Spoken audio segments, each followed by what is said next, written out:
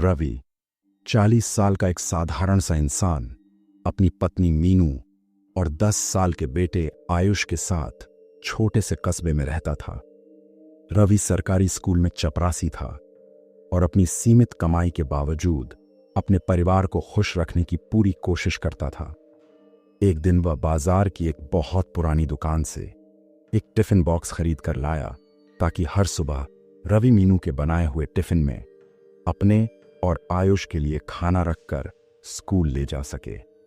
लेकिन उनको कहाँ पता था कि यह कोई साधारण टिफिन बॉक्स नहीं था, बल्कि उनके जीवन में एक भयानक मोड़ लेकर आने वाला तूफान था।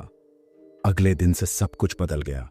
रवि ने जब मीनू के बनाए हुए टिफिन बॉक्स को स्कूल जाकर खोला तो उसमें केवल खाना नहीं बल्कि ढेर सारे खून के धब्बे थे। उसने घबराते हुए टिफिन बॉक्स को झटक दिया और घर आकर मीनू से पूछा तो मीनू ने हंसते हुए कहा, तुम्हारे टिफिन में खून कैसे होगा? मैंने खुद खाना अच्छे से बनाया है, शायद तुम्हें धोखा हुआ होगा। रवि ने भी यही मान लिया। लेकिन अगले दिन जब उसने टिफिन बॉक्स दोबारा खोला तो उसमें कच्चा मांस था जिसमें से एक अजीब सी दुर्गंध आ रही थी। इस बार रवि को यकीन हो गया कि कुछ तो गड़बड़ है। डर और उलझन में उसने टिफिन बॉक्स को वापस घर ले जाकर मीनू को दिखाया। इस बार मीनू भी हैरान रह गई। उसने कसम खाई कि उसने कुछ नहीं किया, उसने हमेशा की तरह ही खाना बनाया था। अगले कुछ दिनों में अजीब घटनाएं होने लगी।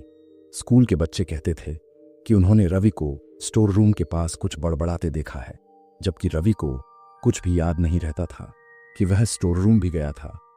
कभी कभी उसे ऐसा लगता जैसे कोई उसके पीछे चल रहा है, लेकिन पलटने पर वहां कोई नहीं होता। स्टोर रूम जिसे कई सालों से बंद रखा गया था अब किसी अनजाने कारण से खुला रहने लगा था। वहां से अजीब सी दुर्गंध आती थी। एक दिन रवि ने हिम्मत करके स्टोर रूम में झांकने की कोशिश की तो अंदर उसे खून के धब्बे और बच्चों की पुरानी किताबें और तस्वीरें दिखीं। उनमें से एक तस्वीर में एक बच्चा हाथ में वही टिफिन पकड़े हुए था जो रवि के पास था। रवि ने उस टिफिन बॉक्स के बारे में पता करने की ठानी। वह गांव के सबसे बुजुर्ग आदमी रामू काका के पास गया। जब रवि ने टिफिन बॉक्स दिखाया तो रामू काका की आंखों में डर झलक उठा। उन्होंने बताया कि यह टिफिन अजय नाम के एक बच्चे का था जो 15 साल पहले उसी स्कूल में पढ़ता था।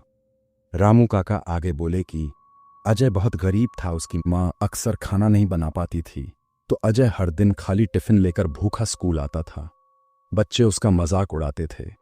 एक दिन उसने अपने किसी दोस्त के टिफिन से खाना चुरा लिया। तब उसका इतना मजाक उड़ाया गया कि वह गुस्से और शर्म से स्कूल के स्टोर रूम के पीछे वाले कुएं में कूद गया। उसकी लाश तो कभी नहीं मिली, लेकिन उसका टिफिन वहां से बरामद हुआ। शायद ये वो ही टिफिन बॉक्स है। यह सुनकर रवि के शरीर में सिहरन दौड़ गई। रामू काका ने आगे कहा, लोग कहते हैं कि अजय की आत्मा अब भी भूखी है। वह अपना टिफिन और खाना वापस मांगने आती है। जो भी उसका टिफिन छूता है उसकी जिंदगी में अजीब घटनाएं होने लगती हैं। अगली सुबह जब रवि ने फिर टिफिन खोला तो उसमें खून के साथ एक पर्ची थी। पर्ची पर लिखा था, मेरा टिफिन क्यों छुआ, मुझे भूखा क्यों रखा, अब मैं भी तुम्हें भूखा रखूंगा। रवि को अब स्कूल में जाने से डर लगने लगा था।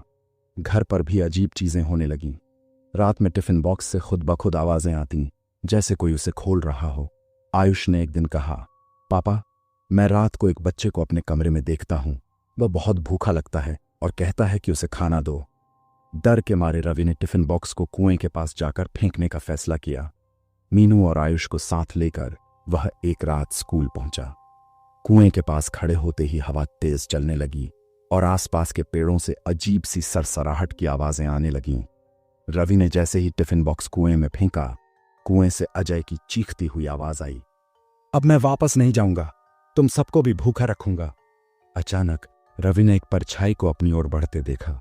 वह वही बच्चा था, अजय। उसकी आंखें लाल थीं और उसके मुंह से खून टपक रहा था। वह गुस्से में बोला, तुमने मेरा टिफिन छुआ, अब मैं तुम्हें भूखा रखूंगा जैसे मैं भूखा था। रवि ने कांपते हुए कहा, मुझे माफ कर दो, मैं तुम्हें खाना दूंगा, हर दिन दूंगा, बस हमें छोड़ दो। अजय कुछ देर चुप रहा, फिर गायब हो गया। उस दिन से रवि हर सुबह अजय के लिए टिफिन तैयार करता और स्कूल के कुएं के पास रखता। लेकिन कहानी यहीं खत्म नहीं होती। एक दिन रवि यह करना भूल गया तो रात को फिर से वही डरावनी आवाजें आने लगीं। लोग आज भी कहते हैं कि रवि का परिवार हर दिन उस टिफिन में खाना रखता है ताकि अजय की आत्मा शांत रहे। तो दोस्तों, ये कहानी हमें बताती है कि भूख सिर्फ एक शारीरिक जरूरत नहीं है, यह एक ऐसी भावना है जो किसी को भी इंसानियत से जोड़ भी सकती है तो दूर भी कर सकती है। दूसरों की जरूरतों को समझें और उनकी मदद करें।